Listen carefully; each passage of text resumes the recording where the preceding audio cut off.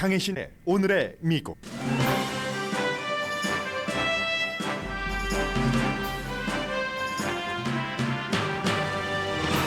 오늘은 중간선거 마지막 날로 유권자들은 투표소로 향하고 있습니다. 남가주에는 비가 내려 우편 투표를 꺼려했던 공화당 유권자들의 투표율이 낮아질 수 있습니다. 선거 결과는 며칠 또는 몇 주일이 걸려도 확정되지 않을 가능성도 높습니다. 우편 투표 개표 방식과 마진, 승복하지 않는 후보 등이 이유입니다. 여론조사 결과가 맞는지는 몇몇 지역의 개표를 보면 짐작할 수 있습니다. 하원의 공화당 웨이브는 버지니아 3개 지역구를 보면 알 수 있고, 상원에서의 민주당 방어는 우선 뉴햄프셔 결과를 보면 짐작됩니다. 전국적으로는 낙태와 메디케이드에 대한 투표가 주목받고 있습니다. 사우스다코타 주민은 메디케어 확장안을, 오레곤 주민은 헬스케어를 권리로 규정하는 안에 투표합니다. 캘리포니아 주민은 이번에 3번째로 투석 당시 의사가 입회하는 이슈에 대해 투표합니다. 바이든 대통령의 지지율은 다시 40% 아래로 내려갔습니다. 트럼프 전 대통령이 11월 15일에 대선에 출마한다고 발표할 듯한 힌트를 줬습니다. 공화당은 중간선거 전에 발표를 막은 것에 안도합니다. 중간선거가 주식시장에는 별 영향을 미치지 않고 있습니다. 낸시 펠로시 하원 의장이 남편이 다친 게 자신의 은퇴 시기를 결정하는 데 영향을 미칠 것이라고 밝혔습니다. 여러분 안녕하십니까? 오늘의 미국 강혜신입니다. 오늘은 투표 날이 아니라 투표 마지막 날입니다. 지난번 예비선거 때도 여러분들께 그런 말씀을 드렸었는데, 요즘은 미국이 하도 그 사전투표, 부재자 투표, 우편 투표를 많이 하기 때문에, 더군다나 팬데믹 이후에는 더 늘어났죠. 그 같은 비율이. 그렇기 때문에 오늘이 투표 마지막 날이다 라고 말씀드리고요. 아직까지 우편함이라든가 이 투표함에 넣지 않으신 분들은 반드시 오늘 그 처리를 하시기 바라고요.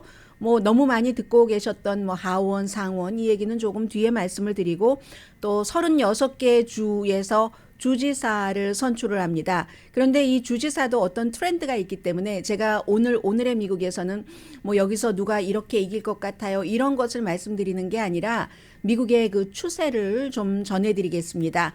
그래서 주지사의 경우는 크게 평이한 세 그룹이라고 할 수 있겠네요. 그냥 보통 때처럼 우리 주에서 얼마나 주지사로서 일을 잘했는가, 재선이라면, 그리고 잘할 것인가, 이런 것에 대해서 투표를 하지만 나머지 2개 그룹이 있습니다. 한 개 그룹은 2020년 선거가 부정선거였다 이렇게 얘기를 하면서 이번에 선거에 출마를 했고, 또 실제로 당선될 가능성이 굉장히 많은 카리 레이크와 같은 애리조나에 출마한 이런 그 주지사 후보가 여러 명이 됩니다. 그리고 또 한 그룹은 게빈 뉴섬 캘리포니아 주지사와 플로리다주의 론 디센티스 주지사처럼 이번 주지사에서 재선이 되고 나서 내가 대선에 출마할 것인가 하는 것을 생각하는 그런 이제 주지사 그룹이 있습니다.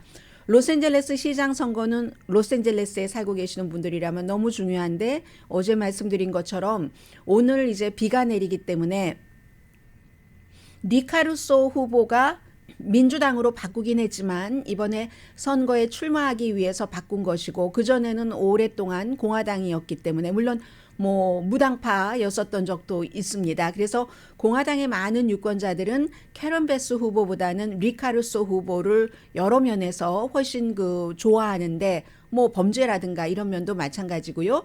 그런데 공화당이 워낙에 트럼프 시대 때부터 선거가 우편 투표 같은 것이 가짜야, 사기야, 이런 얘기들이 많았기 때문에 현장에 가서 투표하는 걸 좋아합니다. 오늘 비가 내리기 때문에 하루 종일 비가 내리나요? 그래서 이 부분에 대해서는 조금 손해를 볼 수도 있겠다 하는 것을 신경을 쓰셔야 되고, 그렇기 때문에 공화당이신 분들은 내 한 표가 그다지 영향이 있겠어? 라고 생각하시지 마시고 think twice 하면서 여러분들께서 반드시 투표를 더 하셔야지 됩니다. 민주당 투표하면 안 된다는 얘기는 아니고요. 민주당도 당연히 투표를 하셔야지 되고요. 한인 후보들은 이제 뒷부분에 조금 전해드리겠는데, 그동안에 이제 뉴저지 3지구가 지역구인 앤디김 후보가 조금 뭐 어려울 수도 있겠다 하는데 오늘 지금 최종적으로 뭐 여러 가지 자료 같은 것을 제가 방송하기 전에 검토해 봤더니 앤디김 후보도 현재로서는 이 같은 여러 그 자료 같은 것을 보면 무난히 당선될 것으로 보이고요. 그리고는 이제 잠시 뒤에 첫 번째 말고 두 번째 섹션에는 이번에 굉장히 중요했었던 캘리포니아도 주민 발의안이 있지만 각 주에서 이름은 달라도 뭐 프로포지션으로 부르던 무엇으로 부르던 다 마찬가지의 것을 주민들에게 물어봐서 새롭게 정하는 게 있는데 그러한 것들이 미국의 추세잖아요. 그리고 제가 그런 부분을 전해드릴 때는 오늘은 건강과 연관되는 것을 뽑았는데 아침에 뉴스를 준비하면서 문득 그런 생각이 들었습니다. 이제 로스앤젤레스에서 한인들이 정착한 지도 굉장히 오래됐고 나이 드셔서 은퇴를 하셔서 예전에는 뭐 영어도 좀 서툴고 여기밖에 아는 곳이 없으니까 그냥 여기서 끝까지 살아야지 미국에서 살려면 이런 생각을 하셨던 분들이 무척 많습니다만 지금은 그렇지 않습니다. 내가 은퇴하고 나서 뭐 아이들도 어차피 다른 주에 사는데 다른 곳으로 갈까 생각하시는 분들이 많으시죠. 저도 물론 생각하고 있는 이슈입니다. 그럴 때는 지금까지는 여러분들께 이민자로서 그 주의 분위기가 보수냐 진보냐 더군다나 이민자에게 어떠한 그 분위기냐 하는 것을 중요하게 생각을 했는데 헬스케어도 굉장히 중요하겠구나. 내가 만약에 다른 주로 이사를 간다면 그런 생각을 아침에 뉴스 준비하면서 했거든요. 그런 부분은 이제 한 9시 20분경에 전해드리고요.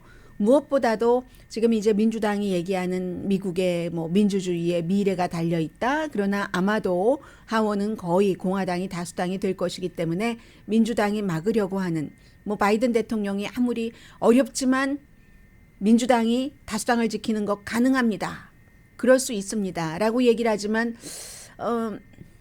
현실은 점점 그렇지 않아 보이거든요. 뭐 바이든 대통령 여론조사 결과 나온 것만 봐도 누가 뭐라고 하더라도 기본적으로 중간 선거의 맨 위에는 대통령에 대한 판단이니까요. 그리고 그 두 번째로 이제 여러 가지 이슈가 쭉 나오는 것이기 때문에 해서 워낙에 공화당 후보들이 뭐 300명이 넘는 사람들이 2020년 선거가 부정선거였다. 내가 이번에 당선되면 그것까지를 바로잡겠어라고 하니까 이제 선거 끝나고 나서 혼란스러워지고 그 혼란에 대해서 뭐 민주당의 한 그 연방 하원 의원이 미국은 이제 히틀러가 그 파워를 잡기 직전에 독일처럼 얼마나 어수선했겠어요. 그리고 비이성적이었겠습니까? 초현실적이었겠습니까? 그런 대로 돌아간다 하는데 이것도 봐야지 않은 일이고요. 아무튼 몇백 표 차이로 이기고 몇백 표 차이로 지는 사람들이 있을 겁니다. 그렇기 때문에 공화당, 민주당 가릴 것 없이 아직까지 투표하지 않으신 분들은 오늘 비가 오는 것도 운전 좀 조심하시면서 가시면 되죠. 투표를 꼭 하셔야지 된다는 건 말씀드리고요. 로스앤젤레스 시간으로 오늘 오후 5시쯤이 되면은 주요 선거가 끝납니다. 여기서 전국적인 것을 예상을 해볼 수가 있거든요. 이제 대강의 예상만 해서 이 선거를 그냥 게임하듯이 오늘 먼데이 나잇 풋볼 게임 있는 날이네요.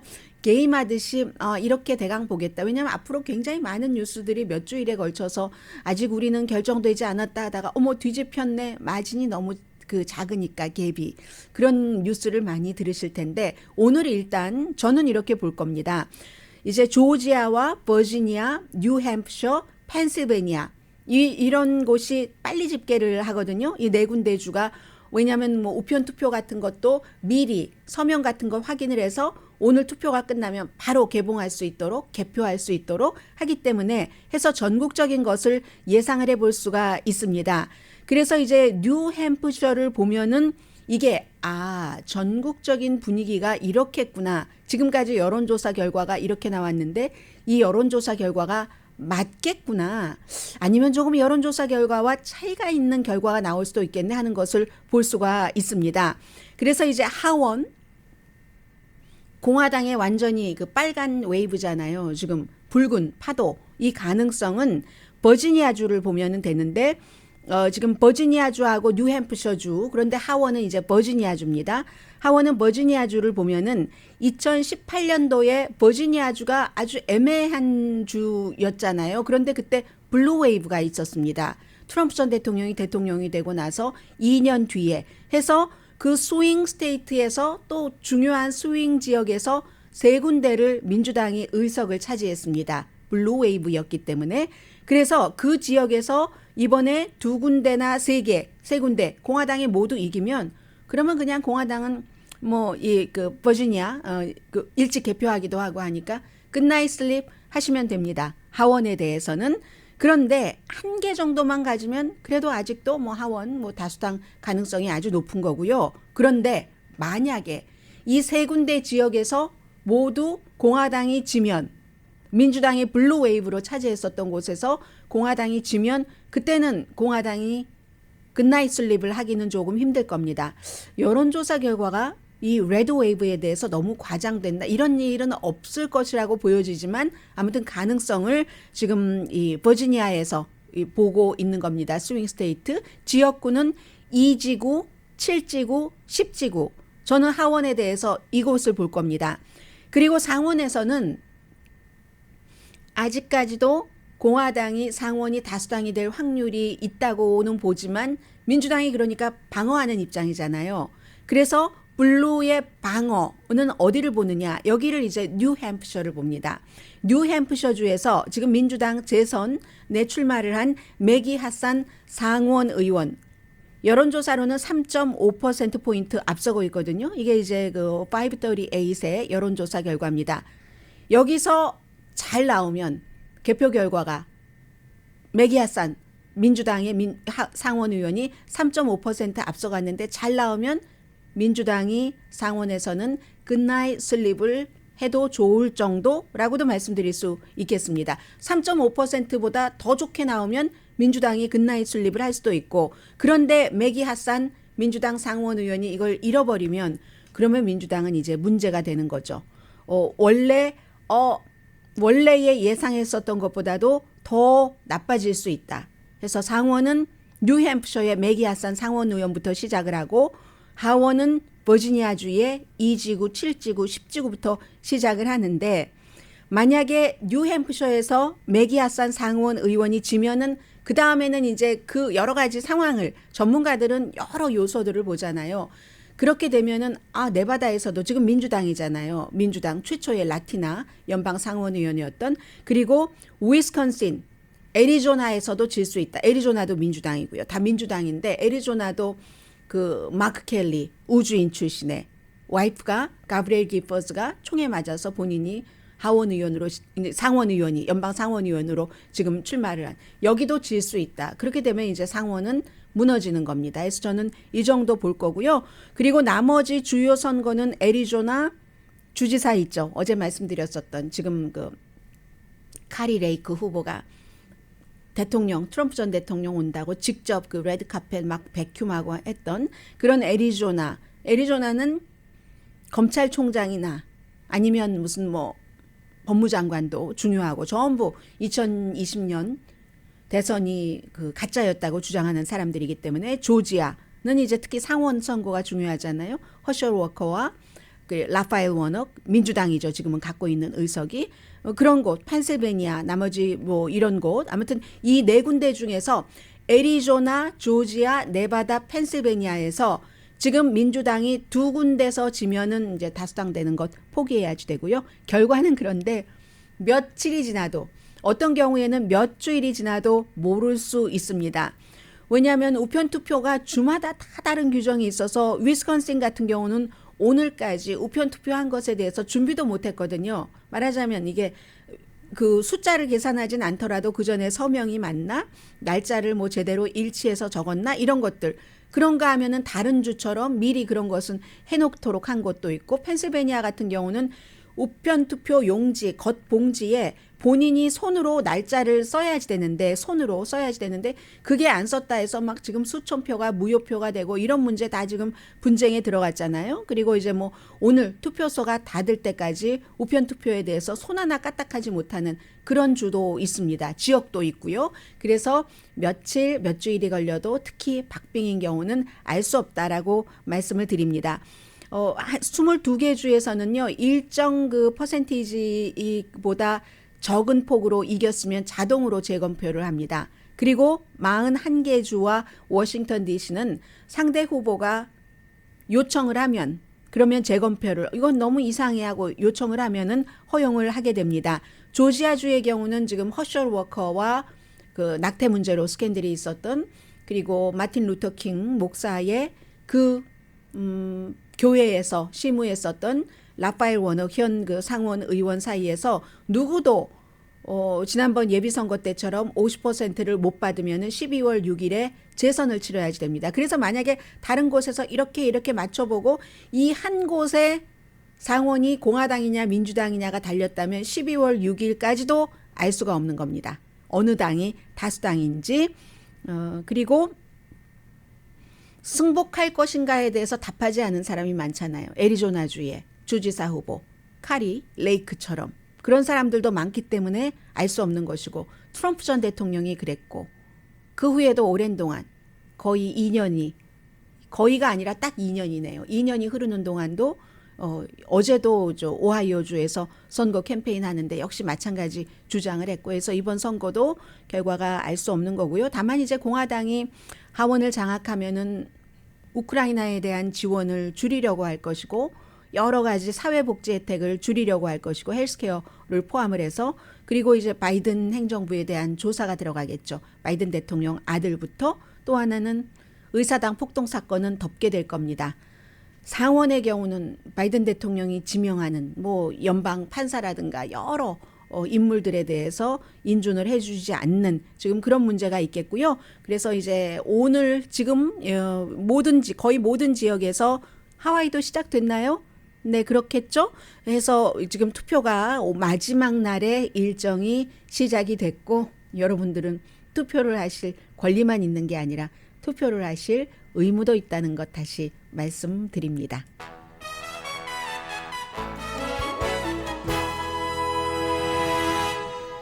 잠시 뒤에는 오늘 선거가 여러 주에서 치러지고 있는데 특히 건강에 대해서 낙태 하나를 포함을 해서요. 지금 미국이 여러 주에서 이러한 것들을 신경 쓰고 있구나. 오레곤주가 저는 조금 주목되고요. 캘리포니아주의 주민 발의안도 있고 잠시 뒤에 지금의 미국, 오늘의 2022년 11월 8일 미국인들이 각 주에서 무엇을 원하는가를 볼 수 있는 것 전해드립니다. 라디오 서울 방송 오늘의 미국 듣고 계십니다. 네, 지금부터는 이제 그 건강, 의료와 관계된 여러 가지 그 투표가 진행되고 있는 것을 전해드릴 텐데 메디케어 확장부터 말씀드리겠습니다. 물론 메디케어 확장하는 것은 중요한 것은 의회에서 해야지 되죠. 그래서 이제 만약에 지금 공화당이 다수당이 된다면 양당에서 다 메디케어에 대해서 민주당은 확장하고 싶어하고 공화당은 그것을 들여다보겠죠. 그리고 민주당이 지금 주동이 돼서 해놓은 처방약값 같은 것 이런 거 뒤집으려고 할 것입니다. 그래서 이제 그런 것도 있고 또 연방 뭐 팬데믹에 대해서 민주당이 잘못 대응했다는 것을 수사하려고도 하고 할 텐데 메디케어 확장에 대해서는 주로 이제 당연히 연방 차원에서도 그러니까 주정부에서도 공화당이 강한 주에서는 메디케어 같은 것을 확장하기를 원하지 않습니다. 돈 많이 들어가고 하니까. 그런데 사우스다코타가 당연히 공화당 주죠. 사우스다코타에서 오늘 이 투표를 하게 되는 겁니다. 그 6월 달에는 어떤 투표가 있었냐면 공화당이 뭔가 메디케어를 확장하지 못하도록 하는 그게 이제 부결됐거든요. 그리고 나서 이번에 다시 하는 거기 때문에 만약에 이게 통과가 된다면 사우스다코타 같은 주에서도 주정부에서 앞으로 5년 동안 15억 달러 비용으로 이제 뭐 메디케어 그 자격이 있는 사람을 늘리는 거죠. 한 4만 2천 명 정도로. 요즘은 가끔 보면 한국 분들이 안 사시는 곳이 없어요. 뭐 어디 농사 지시는 분들도 굉장히 많고요. 아무튼 사우스다코타주는 지금 그렇답니다. 요즘에 점점 메디케어가 그 레드 스테이트에서 공화당주에서 조금은 이렇게 좀 피어나려고 하는 그런 분위기를 보고 있거든요. 왜냐하면 그 전에 너무나 안 했었기 때문에 2018년도에 네브라스카, 유타, 아이다호가 메디케어 확장을 통과시켰고 2년 전에는 미주리주와 오클라호마주에서도 메디케어 확장됐습니다. 그러면 미주리주, 오클라호마, 네브라스카, 뭐 아이다호 다 레드 스테이트잖아요. 거기에 이제 사우스 다코타가 이번에 점을 찍는다 하는 거고, 가장 그 보수적인 주를 말씀드렸는데 진보적인 오레곤주에 살고 계시는 분들 계세요. 안녕하세요. 오레곤주가 이번에 여러 가지로 선거에서 포커스를 받고 있는데 주지사가 정말 공화당인 주지사가 되는가 뭐 이런 것들도 있고 하는데, 헬스케어는 권리다. 뭐 나중에는 무슨 뭐 이렇게 가다가 인간의 인권이다 뭐 이렇게 가잖아요. 헬스케어는 권리다. 헬스케어를 권리로 하기 때문에 정부는 국민의 이 권리를 보호를 해야지 된다. 그래서 이 같은 안이 지금 오늘 오레곤주에 살고 계시는 분들이 이미 투표하신 분들도 많으시지만 투표용지에 올라와 있는데, 통과되면은 주민들이 지금보다 훨씬 싼 비용으로 이제 그 헬스케어 혜택을 받게 되십니다. 말 그대로 어포러블 케어 액트가 되는 거죠. 찬성하시는 분은 뭐 이게 메디케어 확장과 마찬가지니까 좋다라고 얘기를 하고 있고, 반대하는 사람들은 그렇게 되면 더 많은 사람들이 메디케어에 올라타고 나중에는 뭐가 불만이라고 하고 뭐가 잘못됐다고 하면서 고소가 늘어날 거야 라고 얘기를 합니다. 오레곤주에 헬스케어를 권리로 해서 보다 많은 사람에게 아주 싼 비용으로 정부가 더 많은 헬스케어 혜택을 주는 이것도 지금 좀 보여지고요. 애리조나주로 가면은 이건 사실 모든 주에서 다 신경을 쓰는 점입니다. 캘리포니아주에서도 마찬가지고, 의료비를 내기 위해서 빚을 지신 분들 계시잖아요. 의료비로 인한 것이 뭐 얼마 있으면 탕감되고 뭐 이런 여러 가지가 주마다 다 다른데, 의료비 빚 규정을 애리조나주는 주민 발의안 209네요. 이자율을, 의료 빚에 대한 이자율을 지금까지는 이자율이 10%였답니다. 그런데 이 10%를 오늘 이 주민 발의안 209에 따르면 이자율을 3%로, 그러면 3분의 1도 안 되는 거잖아요. 그만큼 많이 3분의 2나 그냥 날려보낸다 하는 것에 투표를 하게 되고, 그리고 이제 또 어떤 것에 대해서 뭐 이거 의료 빚이 있긴 하지만 이건 그 사람이 가지고 있도록 지켜줘야지 돼 하는 그런 부분을 늘리고요. 자산, 지킬 수 있는 자산 부분도 늘려주고, 그리고 법원이 이제 안 내면은 사람들 이제 뭐 봉급에서 차압을 한다던가 압류한다던가 하는 것 있잖아요. 그런 것을 법원이 그 압류 금액을 줄여줄 수가 있습니다. 수입에 따라서 그 사람 수입에 맞게. 그리고 이거는 어떻게 보면은 주 의회에서 막 이런 것 뭐 꺼리는 주들이 굉장히 많겠죠. 반대하시는 분들 당연히 애리조나에도 많이 계실 겁니다. 아니 왜 그게 꼭 의료비만 그래? 아니 내가 건강해서 병원에 안 가고 의료비 빚 안 진 게 내 잘못이야? 나의 다른 빚은, 이런 이제 그 걸고 들어오는 그 비난들이 많겠지만, 어쨌든 애리조나주가 의료비에 대해서 이런 그 규정을 지금 그 주민들의 의견을 묻고 있습니다. 캘리포니아를 말씀드리겠습니다. 캘리포니아주에서 이 두 가지가 주민 발의안 가운데서 굉장히 그 많은 사람들이 보고 있는 것이기도 한데, 투석 하시는 분들이 계시잖아요. 다이알리시스. 그 투석에 대해서 이거 지금 세 번째 계속 나온 겁니다. 투표할 때마다.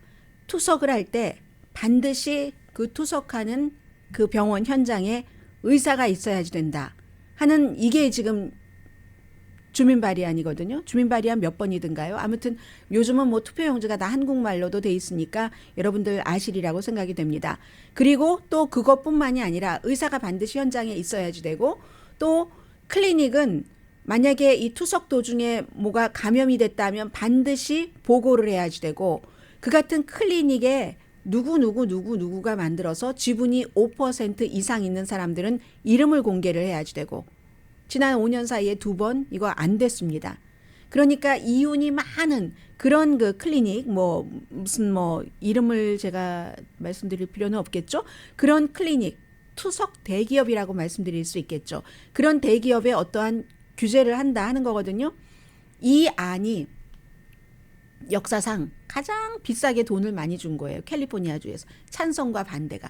이 노조에서는 이거 너무 위험하다. 이 환자들이 위험하기 때문에 환자 보호를 위해서 투석할 때 의사가 그 투석하는 현장에 반드시 있어야지 된다 하는데 $800만 선거 캠페인 비용으로 썼습니다. 그러면 투석 대기업은 몇 배나 더 썼을까요? 10배 이상인 8,600만 달러를 썼습니다. 그리고 이 업계는 2020년까지 그러니까 그 전에도 두 번이나 있었다고 말씀드렸었죠. 그 로비한 것 2020년까지 2억 3,300만 달러를 써서 지난번까지는 막았습니다. 이번에도 8,600만 달러를 썼는데 막을 것인가 막지 않을 것인가. 저는 그거보다도 이러한 안이 통과되지 못하도록 2억 300만 달러나 그 전에 두 번의 선거에서 썼고 이번에도 8,600만 달러나 썼다면 투석업계가 돈을 얼마나 많이 벌길래 그러나 뭐 이런 느낌은 드네요. 그런데 이 투석업계에서도 할 말은 있죠. 그러면 이걸 우리가 환자에게 더 비싸게 받아야지 된다. 아니면 우리가 문을 닫던가 의사가 현장에 항상 있는 게 의사에 지불해야지 되는 돈 때문에 그렇겠죠. 이게 이제 주민 발의안으로 돼 있고요. 또 하나는 향이 있는 그 담배에 대한 금지. 어떤 때는 이 미국 말로 한국말로 할 때 뭐 가향 담배 이러잖아요. 그러니까 가향하니까 고향 같기도 하고 저는 잘 안 와닿거든요. 아무튼 향기가 있는 그런 담배를 금지한다는 거, 멘톨이라든가 뭐 사탕, 뭐 베이핑 주스 같은 담배 향을 금지한다는 건데 2년 전에 투표하셨던 분들 기억하실 거예요. 그때 내가 했는데 찬성이라고 했었는데 네, 그때 통과는 됐죠. 그런데 통과된 그 비율이 이 담배 회사에서 다시 어필을 할 수 있는 정도, 그러니까 아주 과감하게 당선된 게 아니에요. 많은 엄청난 표 차이로. 그래서 다시 표결에 이번에 붙여지게 된 거고요. 담배 업계는 뭐 엄청나게 로비했고요. 뭐 투석 그 업계처럼 의사, 어린이 병원 관계자 그리고 주의 민주당은 이거 향 나는 담배 향을 빼야지 된다. 공화당은 반대합니다. 향 나는 담배의 이 향기를 빼는 것을 공화당은 반대합니다. 이거 뭐 세금을 많이 뭐 우리가 벌어야지 되는데 이렇게 얘기를 하거든요. 공화당이 담배 기업에서 돈을 엄청나게 많이 받죠. 민주당에 비해서. 총기 기업에서 엄청나게 많이 받죠. 민주당에 비해서. 오일, 석탄 기업에서 공화당이 민주당에 비해서 엄청나게 많이 선거 자금을 받고 있습니다. 또 다른 그룹도 있어요. 그러면 그냥 향 나게 두고 세금을 엄청나게 높게 만들자 하는 이것도 주목되고요. 마지막으로 미 전국적으로는 아니지만 전국적으로 주목을 받고는 있죠.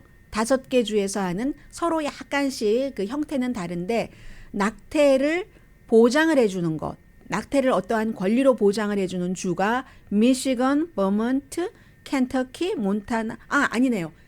여기서 3군데 주는 보장을 해주고 나머지 2군데 주는 낙태를 더 어렵게 하는 거를 확고하게 다지기 위한 낙태에 관한 투표도 오늘 이루어집니다. 미시건, 버먼트, 캘리포니아 진보적인 주죠. 캘리포니아 주도 헌법을 수정해서라도 낙태 권리를 보호해 준다는 거고 버먼트와 미시건이 약간 좀 내용은 다릅니다. 켄터키와 몬타나는요. 낙태 권리를 반대로 캘리포니아, 미시건, 버몬과는 반대로 제한을 하는 건데 태아, 뭐 낙태를 하고 나서도 뭐 그 태아에게 법적인 권리를 부여한다던가 이런 일에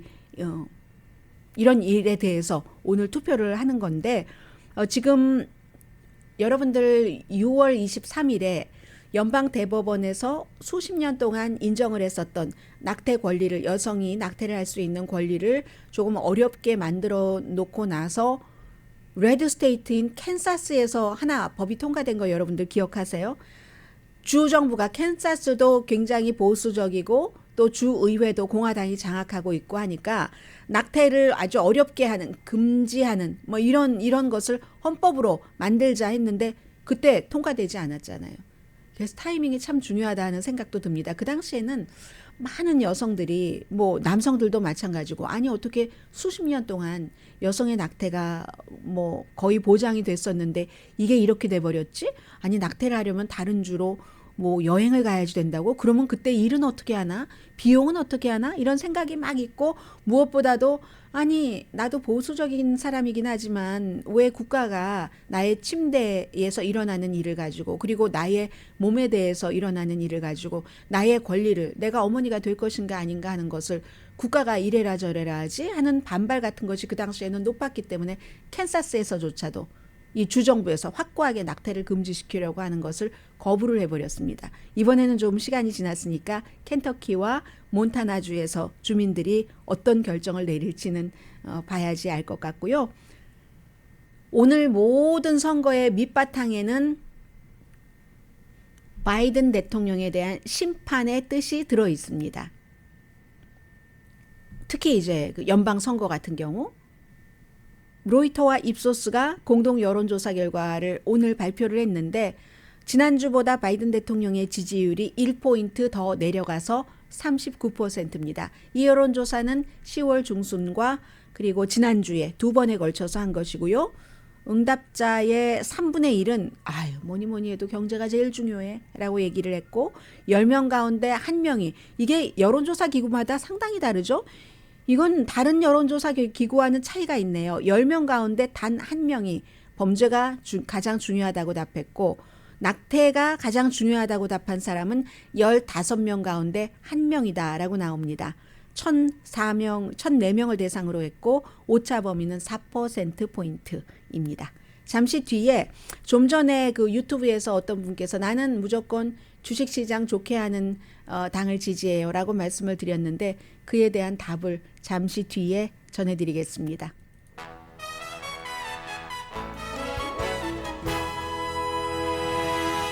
라디오 서울 방송 오늘의 미국 듣고 계십니다. 중간 선거가 주식시장에는 별 영향을 미치지 않고 있습니다. 그리고 이제 선거 끝나고 나서도 끝나고 나면은 대체로 약간은 이제 그 올라가죠. 왜냐하면 불확실성이 없어지니까 확실하게 되니까 주식시장이 가장 싫어하는 불확실성이 정리가 되기 때문에. 그런데 업앤다운을 그 지금 주식시장에서 별로 뭐 기대 내지는 예상하고 있지 않습니다. 공화당이 이긴다고 주식시장이 살아나나? 지금 그런 것에 관심이 있으신 분들이 많으신 것 같은데요. 일단 제가 여러분들께 전해드릴 이 내용은 블룸버그와 악시오스 등에서 보도한 것을 헤드라인 정도로 정리를 하겠습니다. S&P 500가 올 들어서 한 20% 정도 줄어들었잖아요. 2009년 이후에 최악이고 나스닥이야 더 많이 줄어들었죠. 뭐 30%? 왜 그랬을까요? 이게 정치적인 소용돌이였을까요? 아니잖아요. 이자율을 6번이나 올렸기 때문에. 그리고 S&P 500보다 나스닥은 돈을 많이 먹어야지 성장하는 주잖아요. 돈을 많이 먹어야지 기술, 돈 많이 빌려다가 많이 이제 투자를 해야지 언젠가가 돼서 뭔가가 성과가 나올까 말까 하는, 그러니까 돈이 더 많이 필요하니까 나스닥이 S&P 500가 20% 내려갈 때 30% 내려간 건데 이 모든 것들이 다 이자율입니다. 결국은 연방준비제도가 이자율을 6번이나 올려서 돈 빌리기 힘드니까 비싼 돈 이자 주고 빌려서 투자하기는 좀 불편하잖아요. 마음이. 확실한 보장도 없고 뭔가를 개발해서 나에게 이렇게 배당까지 온다는 데에. 그래서 정치보다는 이자율에 더 민감하다. JP 모건이 여론조사를 했습니다. 투자가들에게. 그랬더니 뭐 40%의 투자가는 뭐 마켓에 뭐 단기적으로는 긍정적이 될 것이다. 항상 뭐 그러니까요. 선거 끝나고 나면 12%는 부정적이 될 것이다. 그런데 48%는 영향이 뭐가 있어. 영향이 없을 거야. 라고 얘기를 하고 단지 정말로 그 불확실성이 끝나고 나면은 조금 올라가는. 이건 뭐 흔한 일이죠. 그래서 1950년 이후에 18번의 중간선거에서 끝나고 나면 불확실성 없어졌으니까 주식시장이 조금 업됐습니다. 공화당 민주당 상관이 없습니다. 이 말씀을 드리려고 하는 겁니다. 공화당이건 민주당이건 상관없이. 물론 업종에 따라서 주식 여러분이 어떤 주식을 갖고 계시느냐에 따라서는 차이가 있을 수 있겠죠. 공화당과 민주당이 키우기를 원하는, 그리고 규제하기를 원하는 기업이 있기 때문에 뭐 쉽게 생각해서 오일 분야라든가 아니면 헬스케어 분야라든가, 헬스케어 분야는 민주당이 됐을 때 더 활발하겠죠. 오일 분야 같은 경우는 공화당이 됐을 때 더 활발할 겁니다. 그러나 이건 이제 특정한 그 종목에 해당되는 거고 전반적으로는 공화당이 되건 민주당이 되건 비슷하게 중간선거 끝나고 나면은 주식시장이 일단은 올라간다. 정책에 별 영향을 받지 않는다는 겁니다. 주식시장은. 마켓은 항상 연방준비제도의 통화 정책에 신경을 쓴다는 얘기죠. 연방준비제도와 인플레이션. 왜냐하면 연방준비제도가 그것을 정할 때는 어차피 인플레이션으로 이자율을 정하기 때문에 이 두 개가 문제지 공화당이냐 민주당이냐가 주식시장에는 아무런 영향이 없다는 겁니다. 그러므로 오늘 화요일이죠. 선거 있는 날은 항상 화요일이고 이제 내일 모레 목요일에 내일은 이제 선거 결과를 많이 말씀드릴 테고 목요일이 되면은 소비자 인플레이션이 발표되잖아요. 이런 때 신경을 쓰고 주식시장이 반응을 하지 선거가 중요한 건 아니다 하는 말씀 드립니다. 애플이요. 결국은 중국에 대한 의존도를 줄이려고 처음으로 인도에서 애플 아이폰 맞네요. 일부 아이폰은 이제 인도에서 만든답니다. 이 세상에 영원한 건 없는 거예요. 임주리 씨의 영원한 것은 없더라. 예, 노래만 있는 게 아니라 립스틱 짙게 바르고만 있는 게 아니라 립스틱도 항상 연하게 짙게 뭐 안 바를 때도 있고 하잖아요. 애플도 이 중국 의존도를 결국은 정부가 이건 주도해 나가니까 줄일 수밖에 없게 되는 거죠. 어떤 경우는요. 정부에 대한 어떤 기업의 로비가 너무 강하면 그 기업의 로비를 정부가 이기지 못합니다. 그게 바로 총기 규제가 안 되는 겁니다. 공화당이 총기 규제를 너무 싫어하기 때문에 총기 규제가 안 되는 거죠. 그러나 지금 이렇게 칩스 법안, 칩 앤 과학 법안 이런 것으로 미국의 뭐 반도체라든가 아이폰에 반도체 들어가야 되잖아요. 그러면 아이폰 뭐 최신이 뭐 나노 몇 들어간다고 하던데 그렇게 들어가야지 되면은 그런 것들을 미국에서 만들면은 더 뭐 이렇게 뭐 뭔가 베네핏을 준다고 하는 그런 것으로 돈을 다 책정을 해놨고 그리고 중국에서 할 때 심지어는 뭐 벌 주는 것 비슷하게 상황이 그렇게 될 때 어느 기업에서 거기서 계속 하겠습니까? 이렇게 도는 거죠. 처음으로 인도로 돈다니까요. 그리고 트위터는 일론 머스크 때문에 떠나는 사람이 많대요. 잠시 뒤에는 조금은 인간적인 뉴스 전해드립니다.